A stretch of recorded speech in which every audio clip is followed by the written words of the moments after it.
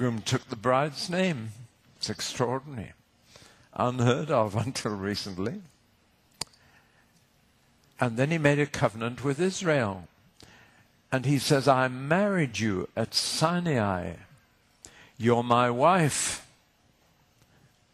And therefore he took the name Israel, and God will forever be called the Holy One of Israel. Amazing. And when Israel broke that covenant, what did God say? I was talking just yesterday, was it, or the day before, about the prophet Hosea. And God said to the prophet Hosea, go out and find a prostitute. But I'm a preacher, Lord. Go and find a prostitute and marry her. Oh, he said, I can't do that. He said, think of the headlines. Prostitute marries preacher, or preacher marries prostitute. And what then? Well, then you must have some children. But God said, I better warn you, not all the children will be yours. And what then, Lord? Well, then she's going to go back on the streets, back to her old trade. What do I do then with the 3 kids? Well, then, Hosea, I want you to go and find her, pay the pimp who's running her, and bring her back home, put her in under discipline for a time, and then take her back for your wife. And why do I have to do all that, Lord? Because that's what Israel is doing to me, and that's how I feel about her. And you won't be able to convey my feelings to Israel unless you go through them yourself. So that's why. What an incredible story. You can read all about it in the book of Hosea. So God married people. He entered into a covenant marriage with Israel, with Abraham, Isaac, and Jacob. He made his testament in their favor, made his will in their favor. One of the things he gave to them and left to them was the land in the Middle East, which we call the Promised Land. And all that was involved in what we call covenants. So God is a God who makes covenants. And the second thing I want to say is that God is a God who keeps covenants. If God ever makes a promise, he will never break it. And you will find 2 words all the way through the Bible. The words are, I will. And they're on God's lips almost every time. I will. I will. That's his will and testament, his promises to people.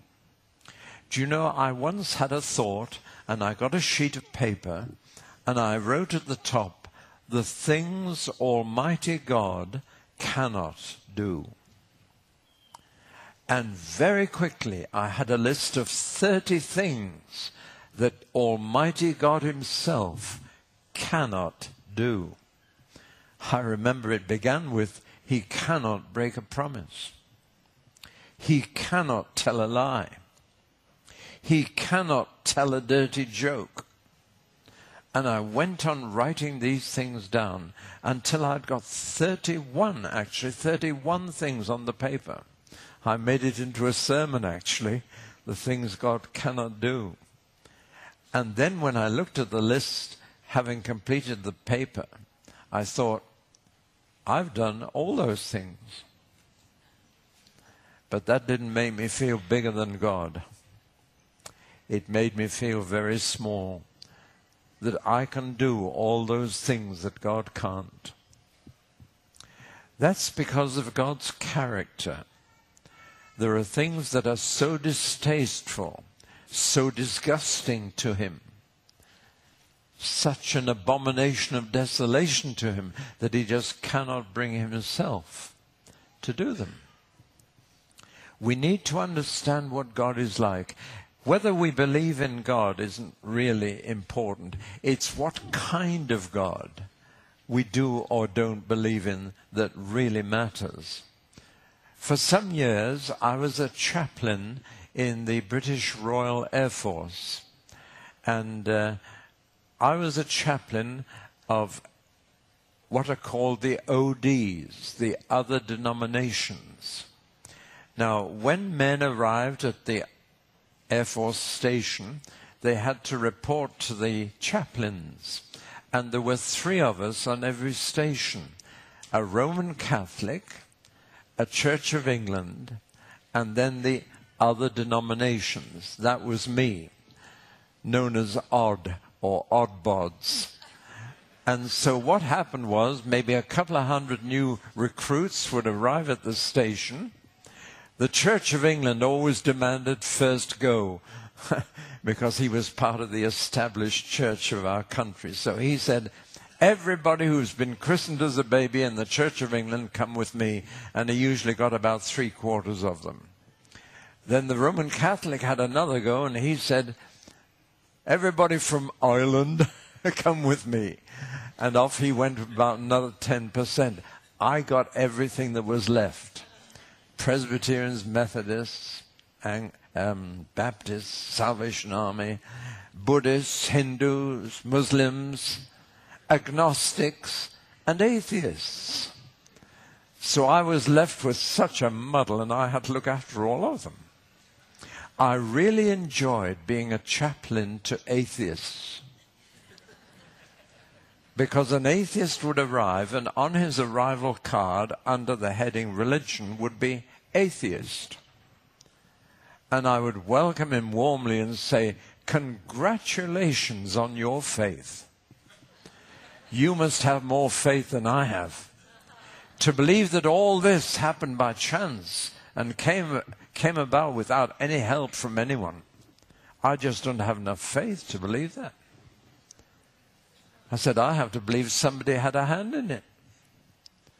Much simpler, but you must be a person of great faith. Congratulations. Then the second thing I said to them was, while you're here, if you are killed, and many of our pilots were being killed then, if you're killed, I will have to bury you. And I said, I want to make you a solemn promise that I will not read from the Bible, that I will not say a prayer, that I will not sing a hymn, that I will not mention God. I will simply say, this man is dead and gone. And you know, I found that there were a lot of people who are quite happy to live as atheists, but they're not so happy to die as one. There's a kind of element of risk in that.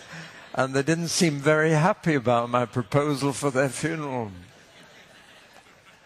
But the third thing I said to them was, now sit down there and tell me what kind of God you don't believe in. And after he'd finished, I could always say, well, you've just made me an atheist, because I don't believe in that kind of God either. Always ask what kind of God people believe in. And I believe in a God who is righteous. That means there are many, many things he cannot ever do. Doesn't make him helpless, but it makes him a wonderful God to know. It means first a righteous God, that God cannot do anything wrong, cannot do anything unfair, cannot do anything unjust. He cannot do anything wrong. To know that the God in charge of the universe is like that is a tremendous comfort. It also means that everything he does is right. That doesn't mean that everything that happens is right, but everything that he does, everything for which he is responsible, is absolutely right. As a pastor, one of the acute situations I had to deal with was where young parents had lost a baby. It's always a shock and a sad business when young parents, especially if it's the first baby, lose their baby.